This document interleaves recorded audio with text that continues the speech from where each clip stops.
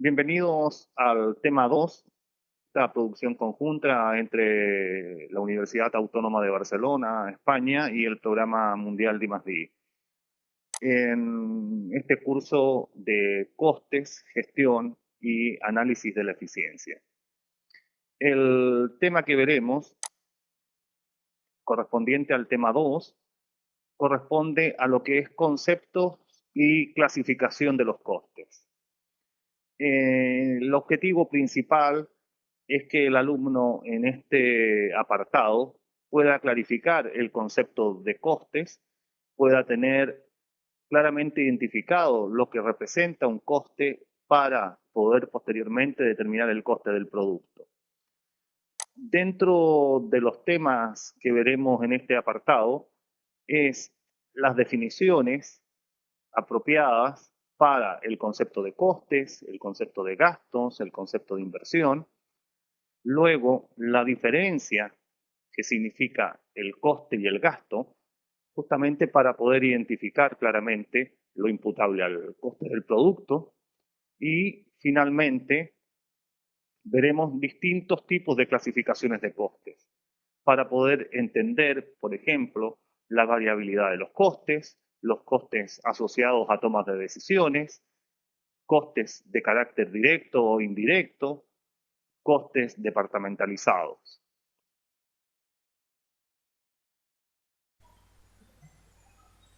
Comencemos entonces con la definición del concepto de coste. Esta definición, según Schneider, dice que coste es el equivalente monetario de los factores consumidos en el proceso de producción, o mejor dicho aún, son el equivalente monetario de los factores consumidos necesarios en el proceso de producción. Esta distinción que se hace aquí es más que nada para distinguir esta cualidad de factores productivos necesarios cuando estamos hablando de un proceso productivo donde las unidades que se incorporen realmente se requieran en ese proceso de producción y no sean, por ejemplo, factores no necesarios en ese proceso productivo y que independientemente se hayan incorporado y por lo tanto podrán ser un mayor gasto del periodo, pero no necesariamente un coste. Este concepto entre gasto y coste es el que queremos aclarar en este capítulo. Para conocer el coste hace falta conocer la estructura de costes, y la estructura de costes está dado por dos conceptos. Uno, lo que es el coeficiente técnico del factor productivo, y el otro que es el coeficiente económico de ese factor productivo. Cuando en este texto se dice medir el consumo en unidades físicas de los factores utilizados en el proceso de producción, estamos hablando del coeficiente técnico, y valorarlos en unidades monetarias, estamos hablando del coeficiente económico. Evidentemente que aplicados en forma racional. Conocer el consumo no siempre es fácil y más aún está siempre sujeto a una serie de subjetividades. Hay factores productivos, como veremos más adelante cuando veamos el punto de las clasificaciones, en los cuales estos factores productivos están directamente relacionados con el producto, pero habrán otros que no están directamente relacionados con el producto y por lo tanto su incorporación al coste de este será siempre de forma subjetiva. Veamos primero la diferencia entre coste y gasto. Para eso utilicemos el siguiente esquema. Cuando estamos hablando de gastos, estamos hablando de la compra de diversos factores productivos que originarán posteriormente su pago. En cambio, las materias primas, por ejemplo, compradas, que no hayan sido consumidas en el proceso de producción, serán una inversión y estarán almacenadas. En cambio, aquellas materias primas que han sido incorporadas al proceso de producción representan consumos y por lo tanto un coste. Esta producción también podrá ser vendida o no. En el caso de no ser vendida, también representará una inversión y quedará en el almacén. En cambio, la producción vendida representará el coste de las ventas. A su vez, los ingresos por venta y cobros generarán el diferencial entre las ventas y los costes, lo que será el resultado operacional o el margen, dependiendo del método de costes que utilicemos, como veremos más adelante. Pero para que quede claro, recalcamos que una compra consumida necesaria en el proceso productivo representa un coste.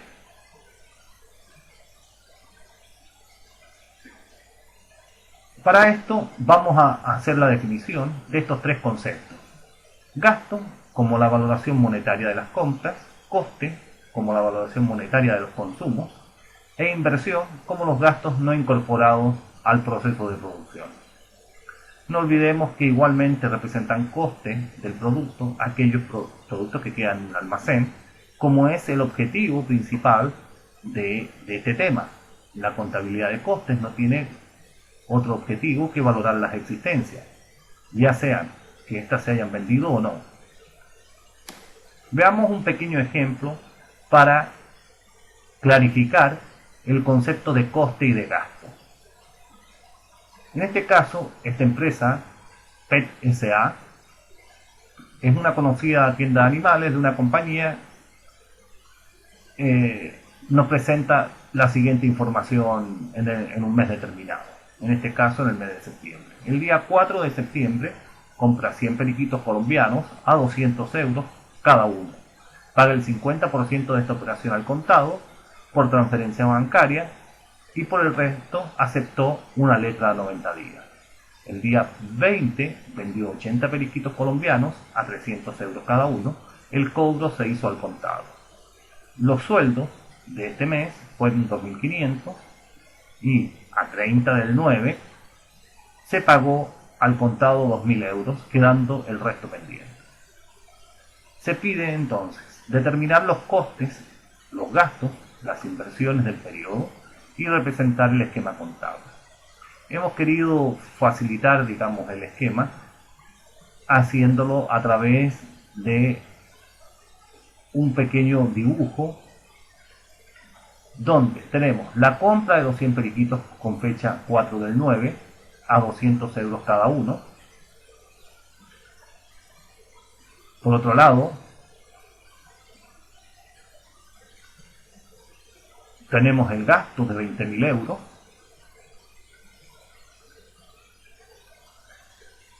Este gasto en parte ha sido pagado por 10.000 euros. Una parte de estos periquitos, el total inicialmente para el almacén, pero no el total ha sido vendido. Han sido vendidos solamente 80 unidades. Estas 80 unidades que han sido vendidas el día 20 significan un consumo de 80 periquitos y por lo tanto, a esa fecha, el coste de 16.000 euros, es decir, 80 por su valor de coste, en este caso por su valor de compra, los 16.000 euros. El diferencial que no ha sido consumido representa una inversión. El cobro de estos periquitos representa 24.000 euros. También, por otro lado, los sueldos representan un gasto, un coste de 2.500 euros, pero un pago de solamente 2.000 euros. Aquí está la diferencia que queremos destacar. Una cosa es el consumo, en este caso de los 80 periquitos, que representa un coste, y por otro lado los sueldos que si se incorporan a este proceso de producción, en este caso es de comercialización, pero si los sueldos están directamente relacionados con la operación del negocio, representarán un coste.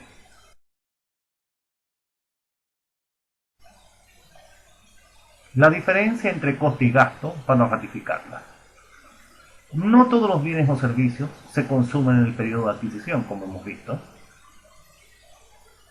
No todos los gastos constituyen coste.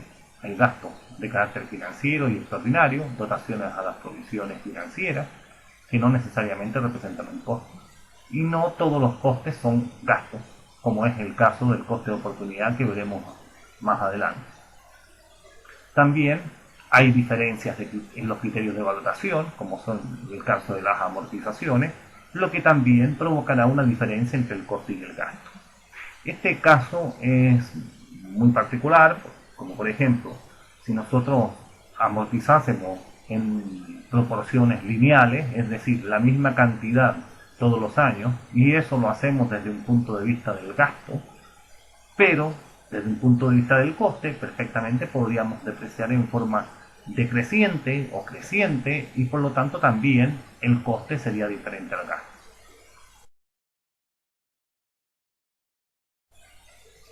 En este caso veremos un ejercicio posteriormente a la presentación de este tema.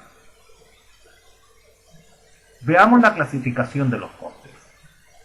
Los costes se pueden clasificar de diferentes maneras, según su naturaleza, según su destino o función, según su imputación en los productos o servicios, según el comportamiento al variar el nivel de actividad, según la posibilidad de control, según la relación de la disminución de la actividad, según la conexión con una determinada decisión o según una perspectiva temporal. Veamos el primero, que es la clasificación de los costes por naturaleza. Cuando hablamos de los costes por naturaleza, este agrupa los costes según el tipo de bien o servicio consumido en el proceso de producción. Por lo tanto, aquí estamos hablando del coste de los materiales, el coste del personal, el coste de los suministros, el coste de los servicios, el coste de los factores estructurales. A través de estas distintas clasificaciones estamos clasificando los costes según su naturaleza. En este primer tema ahondaremos muy profundamente en lo que es el capítulo 3. Veamos la clasificación de los costes por función. Cuando estamos hablando de los costes por función, este agrupa los costes según la función productiva donde se imputen o originan. Por lo tanto, estamos hablando del coste de las compras, el coste de producción, el coste de administración, el coste de ventas o comercial. De la combinación de estas dos clasificaciones anteriores, obtenemos lo que se llama la estadística de coste. Esta estadística de coste no es más que agrupar los costes por naturaleza versus los costes según su función y por lo tanto ir clasificando qué costes, por ejemplo, de personal pertenecen al departamento de compras o al de producción o al comercial y a su vez también con subdivisiones internas de cómo, por ejemplo, en el caso de producción tenemos taller 1, taller A, B y C. En el caso de las compras tenemos almacenamiento y transporte. En el caso de administración tenemos la gerencia, contabilidad y personal. Por lo tanto, lo que haríamos es imputando los gastos de personal en función del departamento en el cual, o de la sección más aún, en la cual se han imputado finalmente. Este tema lo veremos profundamente también cuando hablemos de secciones homogéneas y estemos hablando en el capítulo 5. Veamos la clasificación según su imputación. Según su imputación, los costes pueden ser directos o indirectos. Cuando estamos hablando de costes directos, estamos hablando de una relación directa con el producto o servicio, y cuando hablamos de este tipo de costes, hablamos de que su imputación se realiza de forma objetiva al producto. En cambio, cuando hablamos de costes indirectos, decimos que su relación no es directa con el producto y es subjetiva.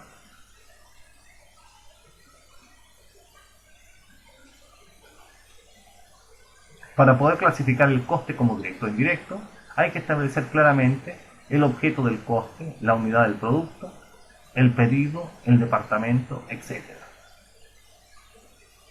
Clasificación según su imputación de estos costes directos o indirectos.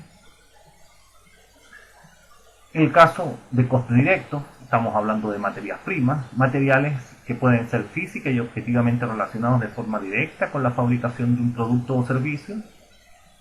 el caso de la mano de obra directa también, como es el caso del trabajo, que puede ser físicamente asignado a la producción de un producto de forma directa. Incluye evidentemente todos los gastos asociados a esa retribución, como serían los salarios, impuestos, seguridad social y cualquier otro coste que esté directamente relacionado con la prestación de esa mano de obra en el coste del producto. Cuando estamos refiriéndonos a los costes indirectos, son los costes generales de fabricación, es decir, estamos hablando de los costes indirectos de producción. Todos los costes del producto que no son ni materias primas ni mano de obra directa, es decir, costes relacionados con el proceso general de fabricación, incluye también todos aquellos materiales indirectos y mano de obra indirecta que pueden asignarse como costes indirectos de producción.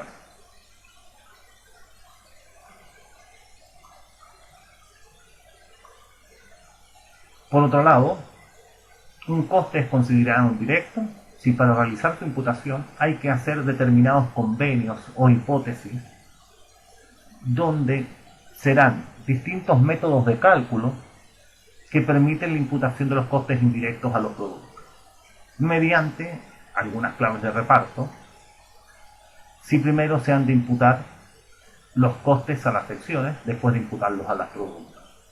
Esto es un tema que profundizaremos ampliamente en el capítulo 5, que no es otra cosa que tratar de objetivizar aquellos costes que se imputan de forma subjetiva al producto en forma directa y hacemos una imputación más objetiva a un departamento o sección correspondiente, como dice acá el apartado de clave de reparto, estas secciones, para después imputarlo a los productos, dado que la sección sí está directamente relacionado con el producto.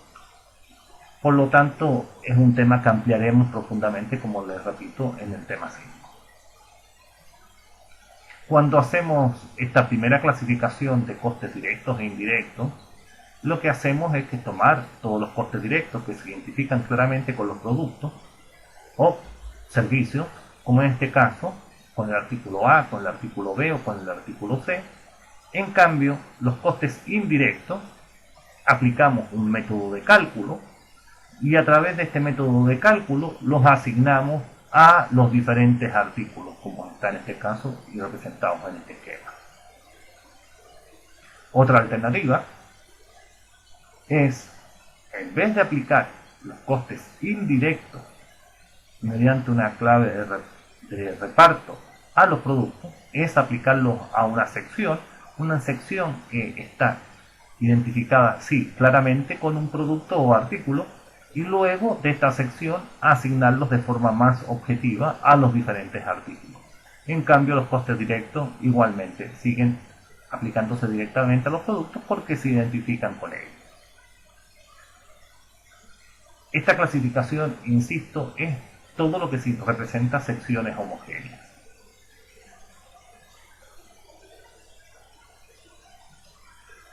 Por lo tanto, a priori, un coste no se puede clasificar como directo o indirecto. Tendrá que considerarse en relación a qué producto, actividad se quieren imputar. A través de un ejemplo posterior también clarificaremos este concepto. La clasificación de los costes según el comportamiento al variar el nivel de actividad. Por lo tanto, aquí nos encontraremos con costes fijos y costes variables. En el caso de los costes fijos, son todos aquellos que no varían con la actividad dentro de un rango relevante. Se conocen también como las cargas de estructura. Estamos hablando que dentro de un volumen de actividad, estos costes no tendrán ninguna variación y evidentemente que dentro del corto plazo. Los costes variables, en cambio, son aquellos que cambian con la actividad, se conocen también como costes operacionales.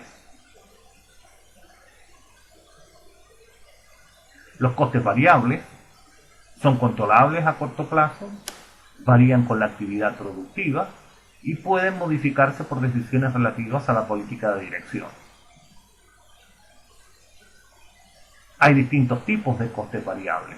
Nos podemos encontrar con costes proporcionales, con costes semivariables, con costes regresivos, con costes degresivos, con costes progresivos. Veamos algunos de ellos. En el caso de los costes variables proporcionales,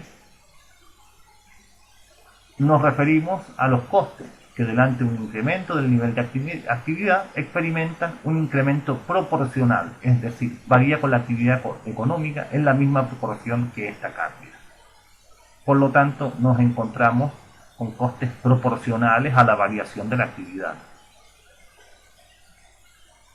Un ejemplo son las materias primas, que en la medida que aumenta el volumen de unidades producidas, estas aumentan, como también algunos costes de personal, principalmente los que serían mano de obra directa. Costes variables progresivos. Costes que, delante de un incremento del nivel de actividad, experimentan un incremento más que proporcional de los mismos. Es el caso de las horas extraordinarias, la amortización funcional, etc. Los costes variables degresivos, costes que frente a un incremento del nivel de actividad experimentan un incremento menos que proporcional de los mismos.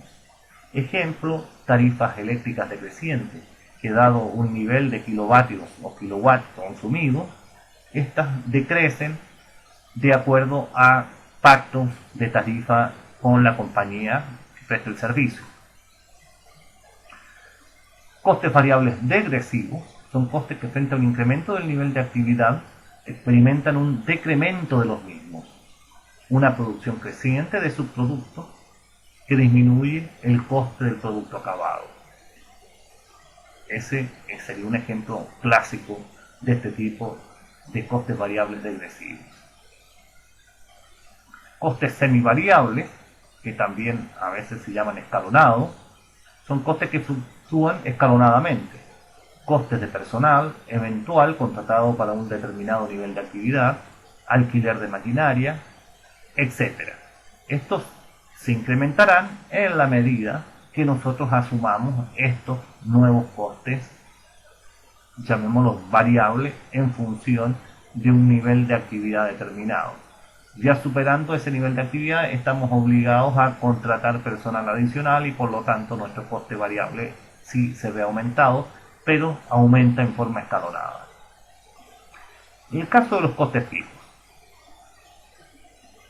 son costes controlables, no tienen una relación directa con la actividad de producción, son el resultado de decisiones a largo plazo que fijan la capacidad para alcanzar la actividad, están relacionados con un cierto nivel o umbral de actividad y son fijos en cuanto al importe total, pero variables si se estudian en relación con la actividad.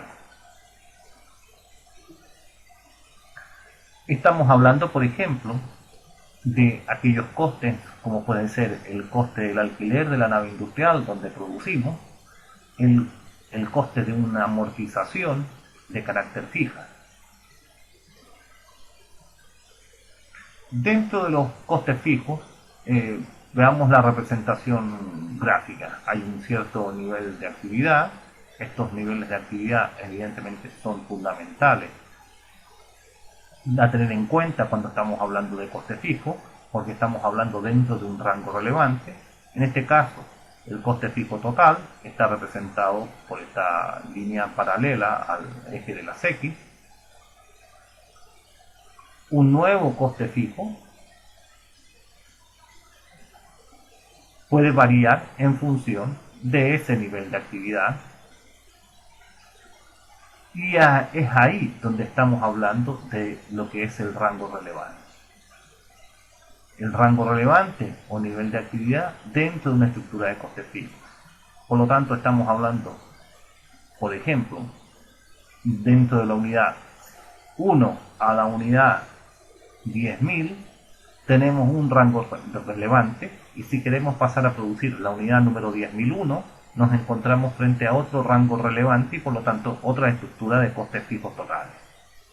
Esto es lo que representa esta gráfica. Un escalonado en los costes fijos en la medida que los niveles de actividad se ven superados dentro de ese rango relevante, nos vemos obligados a cambiar nuestra estructura de costes. Esto pasaría, por ejemplo, si yo de la unidad 1 a la unidad 10.000 tengo una estructura de costes fijos y una nave industrial en la cual ya no puedo producir una unidad más y me veo obligado que para producir la unidad número 10.001 tenga que alquilar una nueva nave industrial o ampliar de alguna manera la nave industrial, y por lo tanto mi estructura de costes fijos variaría. Hay distintos tipos también de costes fijos. Nos encontramos con los costes en suspenso o de actividad cero, coste de preparación de la producción, el coste de subactividad, costes semifijos y costes discrecionales. Cuando estamos hablando de costes de actividad cero o en suspenso, son costes que tiene la empresa cuando su volumen de producción es cero y su proceso de producción está parado. Independientemente a que produzcamos una unidad, nosotros ya tenemos una serie de costes asociados y que evidentemente no variarán y por lo tanto son costes fijos. Es el importe de los costes que se ha de soportar la empresa tanto si produce como si no produce ninguna unidad. El ejemplo son los costes de amortización de los edificios, alquileres, etc. Esos costes no van a variar independientemente que tengamos producción o no. Los costes de preparación o de inicio de la producción. Los costes que junto con los que está parada o inactiva ha de soportar la empresa para poder fabricar la primera unidad de producto. También se reconocen como costes de inicio de producción. Ejemplo, personal de puesta a punto de máquinas. Esto es muy común, sobre todo con empresas donde el proceso requiere, por ejemplo, de calderas que si bajan su nivel de temperatura, el reiniciarlas significa todo un coste adicional hasta que alcancen la temperatura necesaria para el proceso productivo. Por lo tanto, estamos hablando con una gráfica representada como costes totales o como costes medios, de acuerdo a estas dos gráficas que están bajo este cuadro. Los costes discrecionales encontramos que son aquellos que son susceptibles de ser modificados, el alquiler del edificio, por estar sujetos a revisiones periódicas, por ejemplo. Costes no discrecionales o sumergidos, aquellos relacionados con la existencia legal y física de la empresa, sobre la que la dirección no puede ejercer ninguna influencia, como por ejemplo primas de seguros, amortización. La maquinaria, por ejemplo, ha sido comprada y tenemos un nivel de amortizaciones el cual no podemos cambiar hasta no renovar evidentemente la maquinaria. En el caso distinto de un alquiler de un edificio, que sí podríamos modificar ese coste dejando, digamos, a revisiones futuras este cambio. Cuando hablamos de costes mixtos, son todos aquellos que tienen un comportamiento fijo y otra parte variable. En teoría se tendría que poder establecer una separación entre la parte fija y la variable justamente para poder imputarla posteriormente al coste, dado que los métodos se basan justamente en esta separación entre coste fijo y coste variable. Los costes mixtos, aquí como los vemos, son costes escalonados en función de la componente fija o el número de unidades fijas que son necesarias para poder cambiar de coste. La representación gráfica del coste total, bueno, estamos hablando del coste variable total que parte desde el vértice. Estamos hablando de los costes fijos que, bueno, dependerán y partirán de una cierta cantidad de euros hasta un cierto rango relevante o número de unidades. Está por otro lado el coste total, que partiría de la intersección entre el coste fijo y el eje de la CIF. Coste variable total varía con modificaciones del nivel de actividad. Evidentemente que en la medida que varíe el número de actividades, variarán estos costes. Clasificación según la posibilidad de control. Por lo tanto, aquí nos vamos a encontrar con dos tipos de costes. Aquellos que sean controlables, bueno, y aquellos que no son controlables. Cuando estamos hablando de coste controlable, que es aquel coste sobre el que el responsable del centro o servicio tiene autoridad, es decir, puede influir en él tanto en eficiencia como en cantidad. Por ejemplo, los sueldos de los directivos de ventas de las diferentes zonas son controlados por el director general de ventas, el sueldo de la secretaria por su jefe, etc. Estos costes son fundamentalmente para diseñar la contabilidad por áreas de responsabilidad. Cuando estamos hablando de costes controlables, se supone que el directivo tiene alguna influencia o alguna autoridad para cambiarlo, como dice muy bien este apartado inicial. En el caso de los no controlables, que es aquel coste sobre el que el responsable del centro o servicio no tiene ningún control respecto a los costes. Este sería el caso de la depreciación o amortización de la maquinaria. Esta clasificación de los costes tiene especial relevancia en el establecimiento de un sistema de control presupuestario y de gestión. Bueno, evidentemente que son las cosas que se evalúan posteriormente en la diferencia que estos tienen en su nivel de eficiencia. Cuando estamos hablando de eficiencia, estamos hablando de la cantidad necesaria para producir una unidad y si está en relación a lo presupuestado y lo real, qué desviación se ha producido. Esta desviación es la desviación en eficiencia que evidentemente se trabaja tanto en los costes controlables como en los no controlables. Clasificación según la relación con la disminución de la actividad. Estamos hablando de costes evitables o costes inevitables. Los costes evitables son aquellos que desaparecen si se adopta una determinada decisión de eliminar un centro de costes, un producto, etc. Por ejemplo, el material directo empleado en la producción de un producto determinado.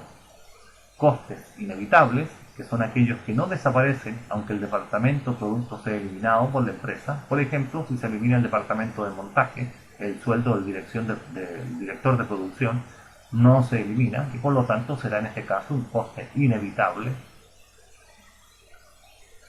Otra clasificación es la clasificación según la importancia para la toma de decisiones. En este caso estamos hablando de tres tipos de costes: los costes relevantes, costes irrelevantes y los que son los costes de oportunidad. Estos tres costes son fundamentales de poder identificar cuando uno está tomando una decisión o está frente a una toma de decisión. Habrán costes que serán relevantes a la toma de decisión, habrán costes irrelevantes a la toma de decisión y habrán costes de oportunidad que no son otra cosa que el uso eficiente de los recursos escasos frente a distintas alternativas de su aplicación o uso.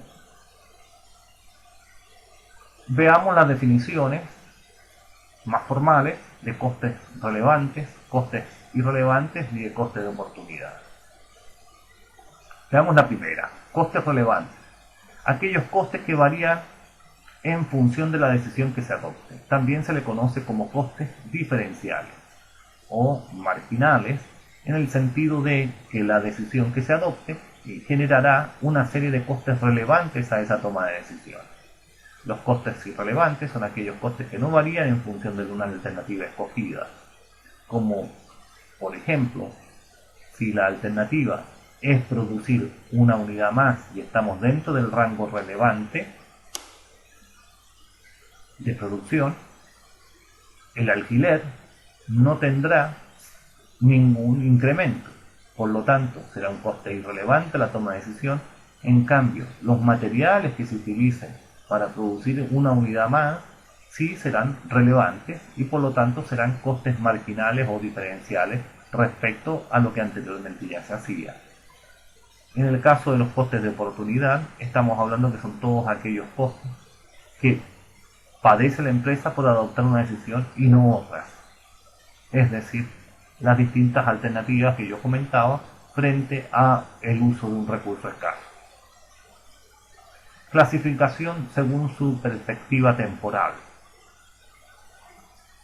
En este caso, los costes pueden ser costes presentes o costes futuros, también de corto plazo o de largo plazo. Esta clasificación normalmente cuando estamos hablando dentro del terreno de los costes, estamos hablando dentro del corto plazo, dado que si la perspectiva temporal fuera de largo plazo, inclusive los costes fijos pasan a ser variables.